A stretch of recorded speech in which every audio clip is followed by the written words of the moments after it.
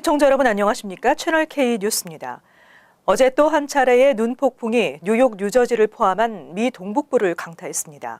3월 들어서만 4번째 눈폭풍이었습니다. 뉴욕, 뉴저지 일원에 어제 새벽부터 오늘 새벽까지 눈폭풍이 몰아쳐 12인치에서 18인치의 적설량을 기록했습니다. 특히 일부 지역에서는 폭설에 최대 시속 45마일에 이르는 강풍까지 불어 피해가 컸습니다. 뉴욕, 뉴저지에는 어제 비상사태가 선포되고 대규모 정전 사태를 방지하기 위해 유틸리티 복구반을 가동하고 주 방위군도 대기했습니다. 그러나 어제 오후 뉴저지주 12,000여 가구 등 북동부에서 최소 5만 가구가 정전 피해를 겪은 것으로 집계됐습니다. 눈이 오늘 새벽까지 이어져 피해 규모는 더 커질 전망입니다. 도로에서는 폭설과 강풍 때문에 앞이 보이지 않아 교통사고가 잇따랐고 트라이스테이트 지역에서는 총 4,300여 편의 항공편 운항이 취소됐습니다. 또 대중교통도 단축된 스케줄로 운행되거나 퇴근 시간대 대부분의 노선이 지연 운행됐습니다. 그동안 수차례 임시 예산으로 이어져 오던 2017-2018 예산안이 오늘 하원을 통과했습니다. 쟁점이 되어오던 국경장벽 예산은 축소됐고 다카 등 드리머 구제 예산은 아예 빠졌습니다. 새 예산안은 내일 상원 표결과 대통령 서명을 거치면 효력을 발생합니다. 보도에 지한샘 기자입니다. 연방하원은 오늘 국방비와 사회복지 예산, 멕시코 국경장벽 건설 등의 내용을 골자로 하는 총 1조 3천억 달러 규모의 예산안을 찬성 255대, 반대 167표로 통과시켰습니다. 민주공화 양당 지도부가 어제 합의한 2017에서 2018 회계연도 예산안은 국방 예산의 경우 트럼프 대통령과 공화당의 요구대로 전년보다 61억 달러 늘어난 7천억 달러가 배정됐습니다. 반면 트럼프 대통령이 16억 달러 배정을 요구했던 멕시코 국경장벽 건설 예산은 6억 4,100만 달러로 축소됐고 국경지역 도로 건설, 순찰대원 추가 채용 등을 위한 국경 보안 강화 지원금 12억 9,600만 달러가 별도로 할당됐습니다. 다카 프로그램 연장 등 드리머 구제 방안은 이번 세출안에 포함되지 않아 중간 선거 때까지 이민법 개혁안을 향한 양당의 대립이 예상됩니다. 이 밖에 이견이 큰 낙태 클리닉 지원 삭감이나 피난처 도시 지원 중단, 오바마 케어 정부 보조금 문제도 이번에는 포함되지 않았습니다. 한편 허드슨강의 뉴욕과 뉴저지를 잇는 새 기차 터널을 건설하는 게이트웨이 프로젝트에 1차로 5억 4,100만 달러 지원금이 책정됐습니다. 뉴욕, 뉴저지 주 정부의 9억 달러 연방 지원금 요구를 트럼프 대통령이 강력 반발하면서 지원이 어려울 것으로 예상됐지만 찰스 슈머 민주당 원내대표를 비롯한 뉴욕, 뉴저지 출신 의원들이 끈질기게 노력해 포함을 이끌어낸 것으로 보입니다. 예산안은 오늘 하원 통과에 이어 내일은 상원에서 표결을 실시하게 됩니다. 채널 K 뉴스 지한샘입니다. 연방 기준금리가 0.25% 인상됐습니다. 연방준비제도가 3개월 만에 추가 금리 인상을 단행했습니다.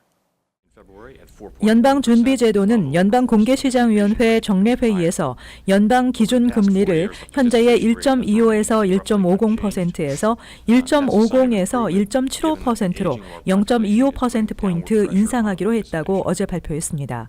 지난해 12월 이후 3개월 만의 금리 인상이며 제로금리 이후로는 6번째 금리 인상이기도 합니다.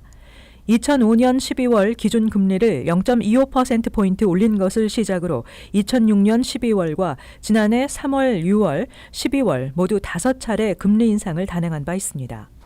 이번 인상으로 미국의 정책금리 상단은 한국은행 기준금리 연 1.50%를 웃돌게 됐습니다. 한편 지난달 취임한 제롬 파월 의장으로서는 처음으로 주재한 연방공개시장위원회에서 금리 인상이 단행된 것입니다. 최대 무료 동영상 공유 사이트인 유튜브가 4월부터 총기의 판매, 조립과 관련된 동영상을 금지한다고 밝혔습니다. 최근 이어지고 있는 강력한 총기 규제의 필요성 제기에 따른 조치입니다. 유튜브가 총기의 판매 조립과 관련된 동영상은 물론 범프스탁과 같은 총기 액세서리 관련 동영상도 퇴출시킬 예정이라고 밝혔다고 월스트리트저널이 어제 보도했습니다. 범프스탁은 반자동 소총을 자동 연사가 가능하도록 개조하는 장치로 라스베가스 총기 난사 사건의 범인이 범행에 사용해 미국에서 논란의 대상이 되고 있습니다. 유튜브 관계자는 총기 판매를 금지해 왔으며 총기류와 부속품 판매 제조를 홍보하는 컨텐츠에 대해서도 최근 정책 업데이트 내용을 통보했다고 밝혔습니다. 한편 총기 관련 동영상을 게시해왔던 유저들은 이 같은 유튜브의 방침이 너무 광범위하게 작성돼 있어 컨텐츠의 금지 여부를 알 수 없다며 반대 입장을 보이고 있습니다. 길을 건너던 여성 보행자가 우버 자율주행 차량에 치이는 장면이 담긴 동영상을 템피 경찰 당국이 공개했습니다. 지난 18일 밤 자전거를 끌고 도로를 건너다 우버 자율주행 차량에 치인 여성 일레인 허츠버그는 사고 후 병원으로 이송됐으나 사망했습니다. 한편 애리조나주 인근 템피 경찰 당국은 어제 우버의 볼보 XC90 SUV 차량이 보행자와 충돌하기 직전의 장면을 찍은 동영상을 공개했다고 워싱턴 포스트가 보도했습니다. 동영상에는 운전자는 운전석에 앉아 있고 자율주행 모드로 운행하며 도로를 달리던 중 자전거를 끌고 도로를 건너는 보행자가 나타났지만 이 차량은 속도를 전혀 늦추지 않고 기존 속도대로 달렸고 보행자가 차량 쪽으로 고개를 돌렸습니다. 동영상은 차량이 보행자를 치기 일보 직전까지 모습을 담고 있습니다. 워싱턴 포스트는 자율주행 모드의 차량이나 운전자가 보행자를 위해 어떤 것도 할 수 없었다는 것을 보여준다고 지적했습니다. 연방 하원이 오는 2020년 센서스에 시민권 소지 여부를 묻는 질문 항목 삽입을 저지하는 법안을 추진합니다. 트럼프 행정부는 다음 센서스 조사에 시민권 질문 항목 추가를 추진하고 있어 논란이 되고 있습니다. 캐롤린 멜로니 하원 센서스 코커스 공동위원장은 2020 센서스 데이터 향상 및 정확성 강화 법안을 20일 상정했습니다. 이 법안에 따르면 센서스의 시민권 질문 항목 추가는 이민자 커뮤니티의 센서스 참여 기피 현상을 일으킬 수 있는 만큼 면밀히 검토돼야 한다는 내용을 골자로 하고 있습니다. 실제 이민 전문가들은 시민권 질문 조항이 포함될 경우 소수의 커뮤니티의 센서스 응답 비율이 크게 감소해 의석 할당은 물론 연방정부 지원 배분에도 큰 악영향을 끼칠 것으로 우려하고 있습니다.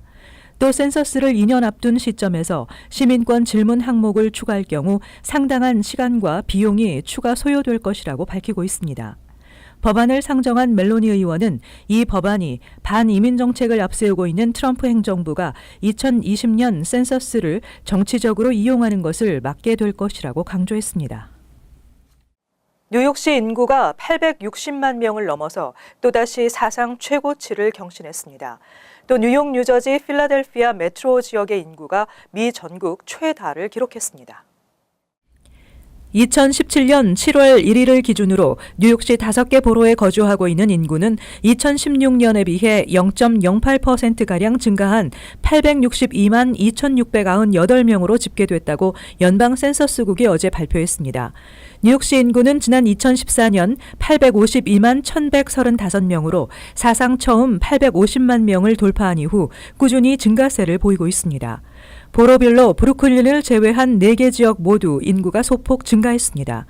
인구가 가장 많은 보로는 브루클린으로 264만 8,771명이 거주하고 있으며 한인 밀집 지역인 퀸즈가 두 번째로 235만 8,582명을 기록했습니다. 맨하탄은 세 번째로 166만 4,727명, 브롱스 147만 1,160명, 스테튼 아일랜드 47만 9,458명 등의 순이었습니다. 뉴욕주 전체 인구는 2017년 기준으로 1,984만 9,399명으로 전년도 1,983만 6,286명보다 13,000명가량이 늘어난 것으로 집계됐습니다.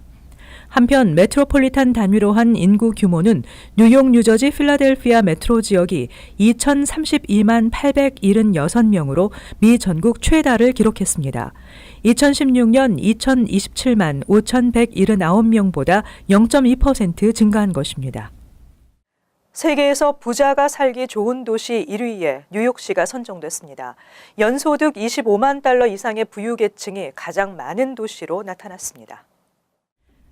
뉴욕시는 글로벌 엘리트 계층에게 중요한 조건으로 꼽히는 도시의 전반적인 호감도와 부유함, 투자 유치, 라이프스타일, 전망성 총 5개 분야에서 1위를 차지했다고 부동산 업체들이 발표했습니다. 이어서 영국의 런던이 2위, 샌프란시스코가 3위, 그리고 LA와 시카고가 각각 4위와 5위를 차지했습니다. 런던은 호감도와 전망성에서 2위를 차지했으며 샌프란시스코는 도시의 라이프 스타일에서 2위, LA는 도시의 부유함 부문에서 2위를 차지했습니다. 부동산 업계는 뉴욕은 세계 금융시장과 패션, 음식, 엔터테인먼트 부문의 중심지로 세계적 수준의 건축물들이 지어져 최고급 주거 환경을 갖춘 도시이기 때문에 전 세계 사람들이 뉴욕 시민이 되고 싶어하는 것은 당연하다고 전했습니다. 또한 이번 조사 결과에 따르면 지난 5년 동안 미국의 부유 계층 수가 상당히 증가했으며 연 가구 소득이 25만 달러 이상인 가구 수가 뉴욕시에서 116만 7천 가구로 가장 많았습니다. LA는 63만 7,749가구, 시카고는 40만 416가구, 샌프란시스코와 워싱턴 DC가 각각 39만 6,431가구와 36만 6,560가구로 4위와 5위를 차지했습니다. 필 머피 뉴저지 주지사의 커뮤니티 칼리지 수업료 면제 정책에 대해 주립대학 측이 비난하고 나섰습니다. 뉴저지 주정부의 주립대 지원이 크게 부족하다는 비판입니다. 필 머피 뉴저지 주지사는 오는 2019년 봄 학기부터 연소득 4만 5천 달러 미만 가정 커뮤니티 칼리지 학생의 수업료 면제 정책을 위해 2018-2019 회계년도 주정부 예산안에 관련 예산 5천만 달러를 배정했습니다. 이 같은 머피 주지사의 정책 추진에 대해 주립대 관계자들은 고등교육의 근간으로 꼽히는 주립대 운영을 위한 지원금은 전혀 늘지 않았다며 비판했다고 뉴저지 스포트라이트가 어제 보도했습니다. 머피 주지사의 정책은 경제적으로 가장 빈곤한 계층에게 고등교육의 기회를 확대하는 데 초점이 맞춰져 있으며 커뮤니티 칼리지 수업료 면제를 통해 주 전역의 15,000여 학생이 혜택을 누릴 것으로 전망했습니다. 뉴저지 폴리시 퍼스펙티브의 보고서에 따르면 지난 2008년부터 4년제 주립대는 학생은 늘었지만 정부 지원은 줄어들었다고 지적했습니다. 한편 뉴저지 주립대학의 2015-2016 회계년도 수업료는 평균 8,392달러로 5년 전보다 약 20%나 인상됐습니다. 특히 뉴저지의 경우 주립대 수업료는 인근 뉴욕주의 2배에 달하는데 주정부 지원금은 오히려 뉴욕보다 적은 것으로 나타났습니다. 이어서 LA 지역 한인사회 소식입니다. 미국 메이저 영화사인 20세기 폭스에서 근무했던 한인 여성 스텝이 영화배우 프레드 세비지와 회사를 상대로 성차별적인 폭언과 폭행을 혐의로 소송을 제기했습니다. 고소인 측 변호사에 따르면 지난 2015년 20세기 폭스에서 무대 의상 담당자로 재직 중이던 한인 여성 황영주 씨는 세비지가 출연한 더 그라인더 드라마쇼를 준비하던 중 세비지로부터 성차별적 폭언과 폭행 등을 당한 것으로 알려졌습니다. 황영주 씨는 변호사를 통해 세비지는 당시 현장에 있던 다른 여성 스태프들에게도 소리를 지르거나 성적 비하 발언을 일삼았다고 주장했습니다. 이어 황 씨는 담당 슈퍼바이저에 이 사실을 알렸지만 회사 관계자들은 일자리를 잃거나 영화업계에서 불이익을 당할 수 있다는 이유로 묵살해왔다고 비판했습니다.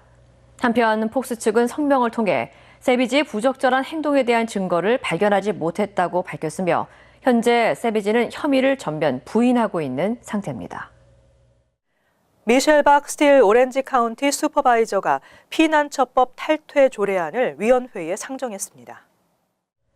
미셸 박 스틸 슈퍼바이저는 불체자 단속에 대한 연방 헌법과 가주 헌법이 상충되면서 수사에 혼란을 겪고 있다며 우리가 협조하지 않는다면 범죄자들이 피난처법을 악용해 지역사회에 더 큰 위험이 올 수 있다고 강조했습니다.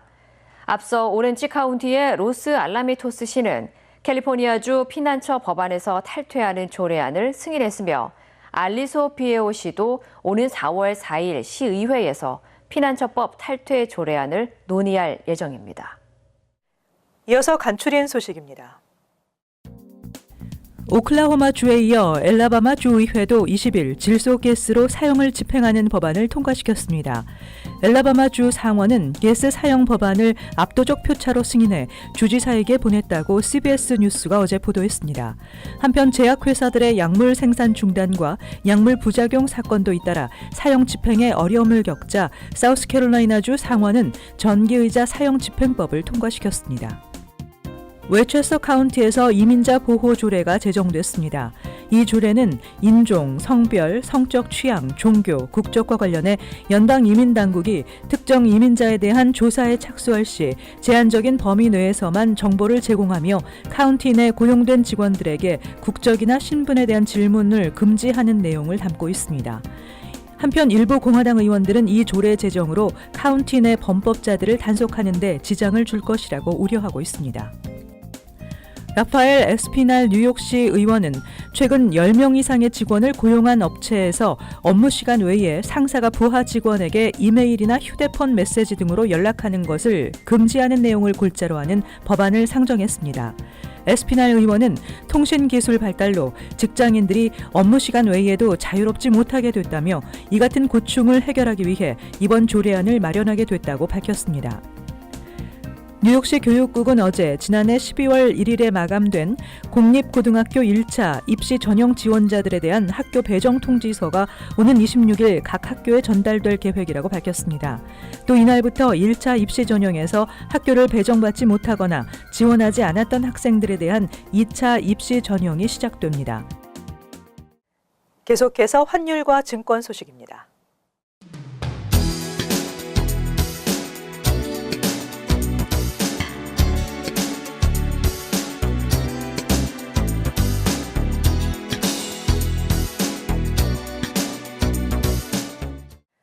끝으로 날씨 전해드립니다. 금요일은 대체로 맑겠습니다.